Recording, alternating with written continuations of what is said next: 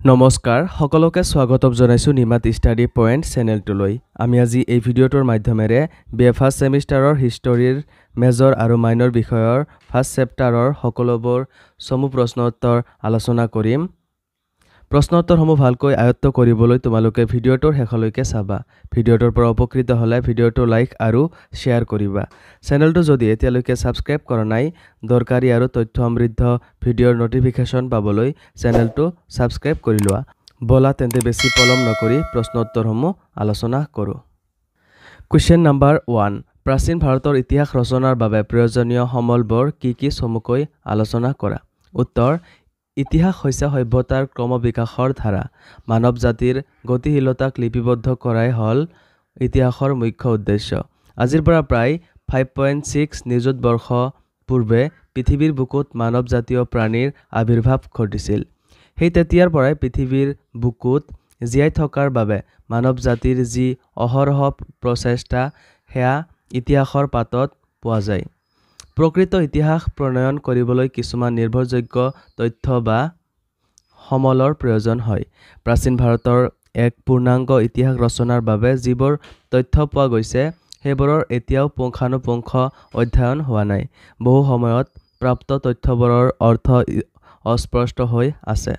আনহাতে অতি প্ৰাচীন কালৰ মানুহৰ জীৱন যাত্ৰাৰ বিষয়েও সমসাময়িক কোনো লিখিত বিৱৰণ এতিয়ালৈকে উদ্ধাৰ হোৱা নাই। ইতিহাসে ঢুকি নোপোৱা প্ৰাক ঐতিহাসিক এই যুগৰ মানুহে অৱশ্যে দৈনন্দিন জীৱনত যিবোৰ বস্তু ব্যৱহাৰ কৰিছিল তাৰ কিছুমান নিদৰ্শন আৱিষ্কৃত হৈছে। সেই বস্তুবোৰৰ সহায়ত সেই যুগৰ ইতিহাস নিৰ্ণয় কৰিব পাৰি। আনহাতে ঐতিহাসিক যুগৰ ইতিহাস প্ৰণয়ন কৰিবলৈ মূলতঃ 3 প্ৰকাৰৰ সমল পোৱা গৈছে। সেয়া হৈছে ক. সাহিত্যগত সমল, খ. প্ৰত্নতাত্ত্বিক সমল আৰু গ. বিদেশী ভ্ৰমণকাৰীসকলৰ টকা। সাহিত্যগত সমলসমূহক আকৌ দুটা ভাগত ভাগ কৰা হৈছে: ক. ধৰ্মীয় গ্ৰন্থ, খ. ধৰ্মনিৰপেক্ষ গ্ৰন্থ। সেইদৰে প্ৰত্নতাত্ত্বিক সমলবোৰক 3 ভাগত বিভক্ত কৰা হৈছে: ক. অভিলেখ বা লিপিসমূহ, খ. মুদ্ৰা আৰু গ. স্মৃতি স্তম্ভ বা সৌধ। বিদেশী ভ্ৰমণকাৰীসকলৰ টকাবোৰকো 3 ভাগত ভগোৱা হৈছে: ক. গ্ৰীক আৰু ৰোম, খ. চীনা আৰু গ. মুছলমান আক্ৰমণকাৰীৰ টকা। কুৱেশ্যন নম্বৰ 2, লিপি বুলিলে কি বুজা যায়? উত্তৰ: লিপি হ'ল এক প্ৰকাৰ লিখনি। সাধাৰণতে এই লিখনিবোৰ শিল, স্তম্ভ, গুহা আদিত খোদিত কৰা হৈছিল। সাধাৰণতে ৰজা বা আন ৰাজবিষয়াৰ নিৰ্দেশনাতেই এই লিপিসমূহ খোদিত কৰা হৈছিল। নানা উদ্দেশ্য আগত ৰাখি এই লিপিবোৰ ৰজাৰ নিৰ্দেশত খোদিত কৰা হৈছিল। প্ৰধান ৰজাৰ ৰাজকাৰ্যাৱলী, যুদ্ধ-বিগ্ৰহ, প্ৰশাসনীয় আদৰ্শ, ভূমিদান আদি ঘটনাবোৰ খোদিত কৰা হৈছিল। সাধাৰণতে এই লিপিবোৰক শাসনাৱলী বুলিও কোৱা হৈছিল। কুৱেশ্যন নম্বৰ 3, প্ৰাচীন ভাৰতৰ ইতিহাস ৰচনাৰ ক্ষেত্ৰত বৈদিক সাহিত্যই কিদৰে সহায় কৰে চমুকৈ আলোচনা কৰা। উত্তৰ: প্ৰাচীন ভাৰতৰ আৰ্য সংস্কৃতিৰ বিষয়ে জানিবলৈ আমাক সহায় কৰা প্ৰধান সমলটোৱে হৈছে বৈদিক সাহিত্য। বৈদিক সাহিত্যৰ প্ৰথম আৰু প্ৰধান গ্ৰন্থ হৈছে বেদ। বিদ ধাতুৰ পৰা বেদৰ উৎপত্তি হৈছে, যাৰ অৰ্থ বিদ্যা বা জ্ঞান। বেদ হৈছে হিন্দু সভ্যতাৰ মূল ভেটিস্বৰূপ। বেদক ভগৱানৰ মুখৰ বাণী বুলি বিশ্বাস কৰিছিল।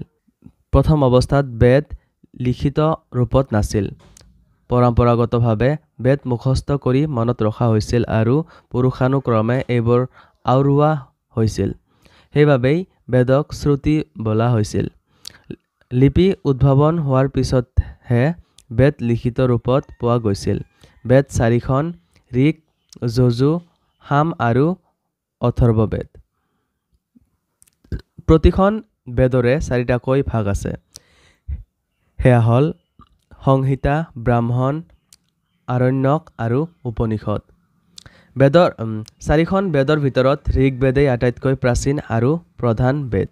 বৈদিক যুগত ৰচনা হোৱা কোনো গ্ৰন্থৰে সঠিক সময় নাজানিলেও পণ্ডিতসকলে অনুমান কৰিছে যে আৰ্যসকলে পঞ্জাব আৰু সপ্ত হিন্দু অঞ্চলত বসবাস কৰি থাকোঁতেই আনুমানিক খ্ৰীষ্টপূৰ্ব 1500 পৰা খ্ৰীষ্টপূৰ্ব 1000 আগতেই ঋগ্বেদ আৰু খ্ৰীষ্টপূৰ্ব 600 ভিতৰত বাকী তিনিখন বেদ ৰচনা কৰা হৈছিল। বিশ্বাস কৰা যায় যে বেদসমূহ মানুহৰ দ্বাৰা ৰচিত নহয়, ভগৱানে কোনোবা ঋষিৰ দ্বাৰা লেখাইছিল। আনহাতে উপবেদ, বেদাংগ, ধৰ্মশাস্ত্ৰ, সূত্ৰ, সাহিত্য আদি মানুহৰ দ্বাৰা ৰচনা কৰা হৈছিল। কুৱেশ্যন নম্বৰ 4, প্ৰাচীন ভাৰতৰ ইতিহাস ৰচনাৰ ক্ষেত্ৰত সংগম সাহিত্যই কিদৰে অৱদান আগবঢ়ায়? উত্তৰ: সংগম সাহিত্যৰ পৰাও প্ৰাচীন ভাৰতৰ বিশেষকৈ দক্ষিণ ভাৰতৰ ৰাজনৈতিক, সামাজিক, অৰ্থনৈতিক, সাংস্কৃতিক, ধৰ্মীয় বিশ্বাস সম্পৰ্কে জানিব পাৰি। তামিল ভাষাত লিখা এই শ্ৰেণীৰ সাহিত্য খ্ৰীষ্টপূৰ্ব 5ম শতিকাৰ পৰা খ্ৰীষ্টীয় 5ম শতিকালৈকে লিখা হৈছিল। তামিল ভাষাত কবিসকলৰ সমাৱেশক সংগম বোলা হৈছিল আৰু এই কবিসকলৰ ৰচনাৰাজিকে সংগম সাহিত্য বুলি জনা গৈছিল। কুৱেশ্যন নম্বৰ 5, হিন্দু সভ্যতাৰ সময়ত আৱিষ্কৃত কেইখনমান ঠাই বা চহৰৰ নাম লিখা। উত্তৰ: হিন্দু সভ্যতাৰ সময়ত বহুতো ঠাই উদ্ধাৰ কৰা হৈছিল।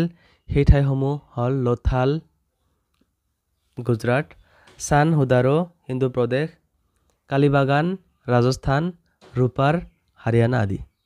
কুৱেশ্যন নম্বৰ 6, হিন্দু সভ্যতাৰ নলা সম্বন্ধে মেকে কি মন্তব্য কৰিছিল? উত্তৰ: মেক নামৰ পণ্ডিতজনে হিন্দু সভ্যতাৰ যুগৰ নলা ব্যৱস্থাক প্ৰাচীন কালৰ অতি উন্নত পৰিকল্পনা বুলি অভিহিত কৰিছে। কাৰণ হিন্দু সভ্যতাৰ সময়ৰ আন তিনিটা সভ্যতাৰ কথা জনা যায়। এই সভ্যতাকেইটা হ'ল মেচ'পটেমিয়াৰ সভ্যতা, ইজিপ্তৰ সভ্যতা আৰু চীনা সভ্যতা। কিন্তু এই তিনিওটা সভ্যতাৰ সময়ত নলা খান্দি নগৰৰ পানীবোৰ বাহিৰলৈ যোৱাৰ ব্যৱস্থা নাছিল। কুৱেশ্যন নম্বৰ 7, হিন্দু বা হৰপ্পা সভ্যতাৰ ঐতিহাসিক গুৰুত্ব সম্বন্ধে আলোচনা কৰা। উত্তৰ: হিন্দু উপত্যকাৰ সভ্যতাৰ সকলোবোৰ দিশ চালি জাৰি চাই বহুতো ইতিহাসবিদে ভাৰতীয় ইতিহাসত হিন্দু উপত্যকাৰ সভ্যতাই এক গুৰুত্বপূৰ্ণ ঠাই দখল কৰি গৈছে বুলি মত পোষণ কৰিছে। কাৰণ সিন্ধু নদীৰ সভ্যতা অতি প্ৰাচীনতম ভাৰতীয় সভ্যতা আৰু ই সকলো ফালৰ পৰা পূৰ্ণতা লাভ কৰা এক নগৰীয়া সভ্যতা। সেয়ে ভাৰতীয়সকলৰ জীৱন চৰ্চাৰ ক্ষেত্ৰত হিন্দু সভ্যতাৰ দান অস্বীকাৰ কৰিব নোৱাৰি। এই সভ্যতাৰ পৰাই পিছৰ কালৰ আৰ্য সভ্যতাই বহুতো ধ্যান ধাৰণা, ধৰ্ম কৰ্ম আদি গ্ৰহণ কৰাৰ প্ৰমাণ পোৱা যায়। ইয়াৰ উপৰি মাতৃদেৱীৰ আৰাধনা, জীৱ জন্তু আৰু দক্ষৰ উপাসনা, শিৱৰ প্ৰতি আৰাধনা, মূৰ্তি পূজা, লিংগ আদি ধৰ্মীয় দিশৰ বিভিন্ন প্ৰতিফলন হিন্দু ধৰ্মৰ ওপৰত পৰাৰ প্ৰমাণ পোৱা যায়। ভাৰতীয়সকলৰ শিল্পকলা, চিত্ৰ বিজ্ঞান, সাজপাৰ আদিতো মহেঞ্জোদাৰোত আৱিষ্কৃত হোৱা চিহ্নবোৰে প্ৰভাৱ পেলাইছে। গতিকে সকলো দিশ পৰ্যালোচনা কৰি চালে দেখা যায় যে ভাৰতীয় সভ্যতা কেইবাটাও সভ্যতাৰ মিশ্ৰিত দান উপাদানেৰে গঠিত যদিও হিন্দু উপত্যকাৰ সভ্যতা দানে যে এই উপাদানসমূহৰ ওপৰত যথেষ্ট প্ৰভাৱ পেলাইছে সেই বিষয়ে কোনো সন্দেহ নাই। কুৱেশ্যন নম্বৰ 8, বৈদিক যুগৰ সাহিত্যত উল্লেখ থকা 10 গৰাকী ৰত্নৰ নাম উল্লেখ কৰা। উত্তৰ: বৈদিক যুগৰ সাহিত্যত কিছু ব্যক্তিক ৰত্ন হিচাপে উল্লেখ কৰিছে।